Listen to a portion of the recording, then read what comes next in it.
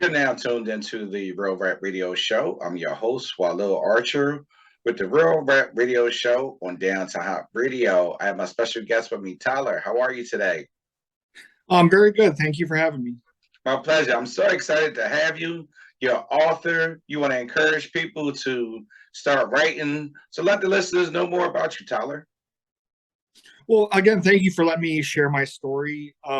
In 2020, I began writing my memoir for my daughter. In case anything would happen to me, she would have a book of her father, her family history. And since the pandemic, I've decided to self publish and release a lot of these stories to the public. Okay, so let's talk about the difference of being self-published versus publishing. What made you not get a publisher and go self-published route? With a publisher, you get the benefits of an editor and a marketing team, but you do lose the rights. You do lose some control. And I felt some of these stories were important enough that it would lose its impact if I handed the stories to anyone else, even with the best intentions. Okay, so I guess a good way to put it would be sometimes people look at the word controlling as a bad word, but you would have control over your own narrative of how the story come out being self-published. So that makes sense. Great decision. And let's talk about it. Let's talk about the title. Let's talk about some of the stories that's in the book. Well, the book is called Iowa Trouble. Um, and you can see a cornfield and a football field. Both have big impacts on my life. I played college football. I grew up in a very rural part of Iowa. And, trouble is something that I found myself a lot in growing up, whether it was by design or out of control. You can find trouble everywhere, even in the best places. And so this is trying to give my daughter some wisdom when to fight, when to defend yourself, when to walk away, and when to run away. If you can get a better understanding, you can make better decisions and avoid trouble. Growing up in a rural area and in trouble, I would have never put those two together. You have to speak on that. Let's talk about it. How did you get in trouble? Well, it my neighbor ran a very large meth empire, and he hired a lot of my friends to Smurf to buy the Sudafed, the batteries, all the things for crystal meth. And it was a meth empire where it boomed and busted. And it was very sad to see my family and friends and community benefit, but also be devastated from this meth empire. Gotcha. So how did that lead you into trouble? Um, well, when I was very young, I was associated with a group that was up to no good, and they offered me a job, a driving job, and it was too good to be true. And I walked away from it because they had alluded to people who were alleged to the disappearance of a local reporter. Jody Husentrue, she was a local reporter for KIMT. And in the 90s, she disappeared without a trace. And it's alleged that my neighbor's meth empire was behind it. And I was very young at the time. Now that I'm older, I feel more comfortable sharing that story to hopefully give her family some closure. Understand. And let's talk more about your book. What else would you like the readers to know about your book? Well, it's not for everyone. I recognize that it's very graphic. There are some very hard to hear stories, but there is stories in there for everyone. I played college football. If you're interested in football, my friends and I grew up going to all different kinds of concerts. I got wild concert stories. I got politics. I got agriculture. There's a story in there for everyone. And this might be a hard question, but would you know how many stories do you have in your book? I have 20 chapters and they vary in size and scope. I have an entire chapter on ethanol, my time working for an ethanol campaign, working with renewable fuel, versus, earlier in my life, some chapters required a little bit more lengthy detail to fully explain the context. Okay. Now, how long would you say it took you to write the book? Well, I started writing in 2020, and I made myself a goal that every day I would write 400 words, that I would just write 400 words. This was a positive escape from all the chaos of the pandemic. And then this last year, I decided to, finally type it up and format it. So it's about a 2-year project. Okay, and that's very good for the listeners to know. So you set a goal, you set a realistic goal, 400 words, and you stuck to the goal as much as you can, I'm sure. And then you finally put it together. That's pretty awesome. That's a good takeaway. Now, what was Well, the biggest challenge with writing this book? well, the writing was very enjoyable. I got to bring back a lot of good memories, some fun times. The editing was very difficult. There were some very graphic stories that were very hard to revisit over and over, and also trying to decide what's important to me, what's important to the reader, and cutting out things that may be important to me but kind of clog up the overall narrative. Okay. Now, I think you said last weekend you had a book signing that you put together. Let's talk about that. That had to be exciting for you. Your very first one, correct? Yeah, it was my first book fair. A group of friends and I got together and put on the Windsor Heights Book Fair. It was a event featuring 24 local authors and a free will donation to a local food bank. We got to bring in some really great local authors, and we donated a lot of goods to a very good food bank. And it was really nice to see a lot of great authors come together for a good cause and kind of be able to share a lot of these different stories. Now, how did you come up with the concept to put that together? Because I'm sure that wasn't easy. Well, when I was talking to some friends about, their marketing experience, a lot of them would tell me about the stories that they would go to book fairs, pay $100 and only sell 4 books. Well, that's not great for the author or the fan. So we made this a free event, and by encouraging people to do a free will donation to a local food bank, we were able to kind of spread our message a little more. Nice, nice. Now, where can they find your book at online for purchase, or do you have a website? And where can they find you on social media? Well, the book is available through Amazon Print on Demand. That was the benefit of self-publishing, is that through Amazon, I can order as many copies as I want. I can distribute them on my own terms. And it's also available on ebook unlimited. So anybody with a Kindle membership can go and read the book for free. I felt it was important to make this book as accessible as possible. Now, for the listeners, let's talk about that a little bit more.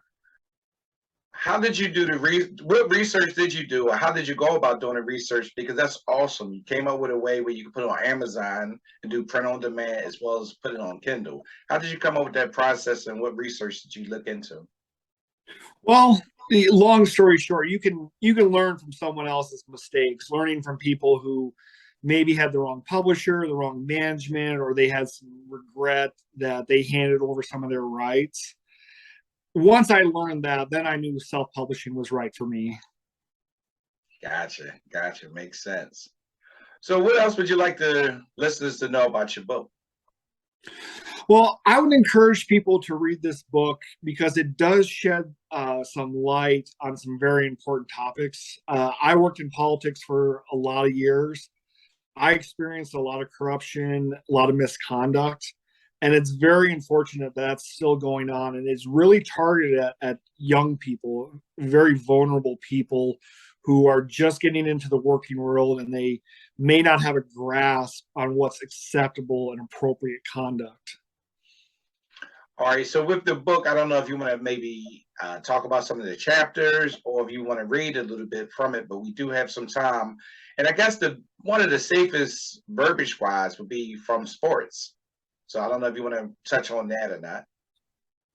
Yeah, I was very fortunate to play college football for Northwestern College, small NAI school in Northwest Iowa. One really great aspect is that it was a Christian college, and we would go in the summers to Europe to spread the gospel of Jesus, as well as spread the gospel of American football. And I have a chapter of going to Italy, playing football against the semi-pro Italian teams. We beat the Italians 99-0, but they loved us for us. They would tell us that every time they played the Americans, they would get better. And the stories include, just visiting the sites, but also just those really great moments of, they're from a whole other continent, but we found something together in football. We can communicate beyond language for the love of the game. Now, without being graphics, what would you say the harshest part of the book that you want to just to give the readers and listeners heads up about? What would you say the harshest part? There is some murder, rape, drugs, sex, and rock and roll. There are some very graphic stories, but I did feel that they were important enough to shed a light on. Okay, so you was transparent, you was open, you was honest, and you shared your experience. Yeah, I wanted to share the good, bad, and ugly. If it was all good, it would have lacked substance. If it was all ugly, it would have regretted that tone. But I tried to balance out the great experiences, the bad experiences, and leave the really ugly moments as a learning experience. That's awesome. Congratulations once again. Well, thank you. I'm really glad to come on the show. And I know you've interviewed a lot of different artists and entrepreneurs. What would you recommend, someone who's just starting out, that's really trying to get a name for themselves and their product? That's a good question. One is for me, transparency, and that's obviously what you have done with the book. Two, meet as many people as you can, talk to many as people as you can, and promote as much as you can. And that you're doing. A clear message, which you have. You're pretty much spot on. You're pretty much spot on. You just get more eyeballs in front of you, get more ears in front of you, you'd be great. Well, thank you. And I appreciate that because it is a challenge, but it is a rewarding challenge. Yeah, I'm proud of you because, to take that step, most people think about it, others talk about it, and you actually put it together. Even the hard part, you put together and put it in the book and told the story. Most people, as you know, they're going to water it down or leave it out altogether. And again, that's where the transparency comes from. That's what the readers want to know, the whole story and not certain parts of the story. So congratulations for your honesty. Well, thank you. And I do recognize that there's an honesty with people coming out of the pandemic that want to move on. But there's also a time and a place to revisit that chapter. And I do think there's going to be some really great quality stories of writers talking about their pandemic experiences. And speaking of being new at it, let the listeners know, how did it feel when you first got your book? Because you have your book now, but how did it feel when you first got that book in your hand? How did that feel?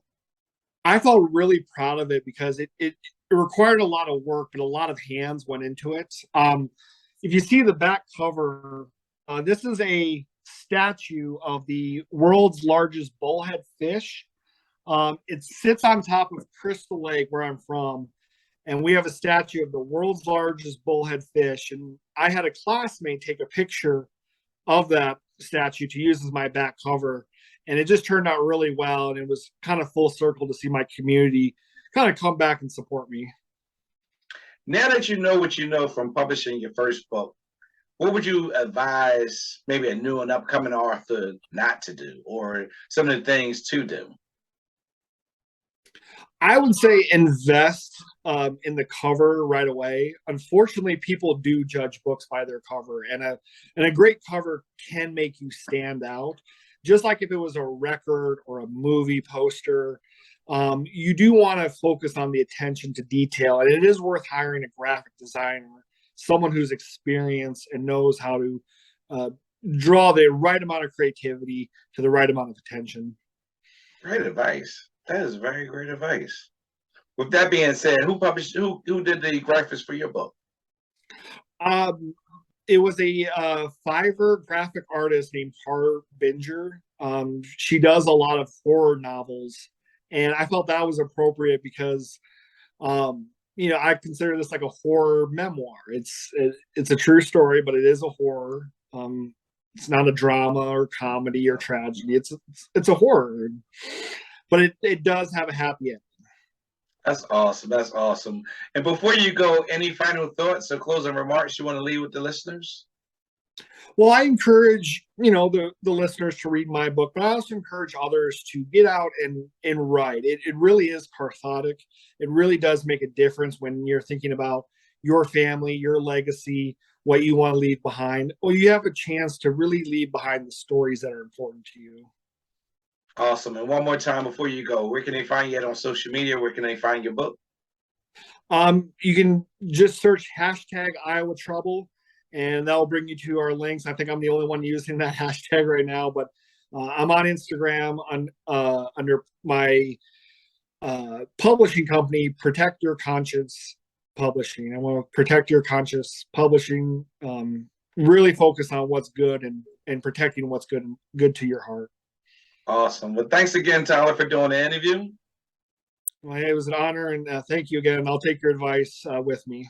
Yes, sir. I appreciate that. Hold on for 1 second. So you're now tuned into the Real Rap Radio Show with Walil Archer live on Downtown Hot Radio. We're going to go to a quick commercial break, and I'll be back on Downtown Hot Radio.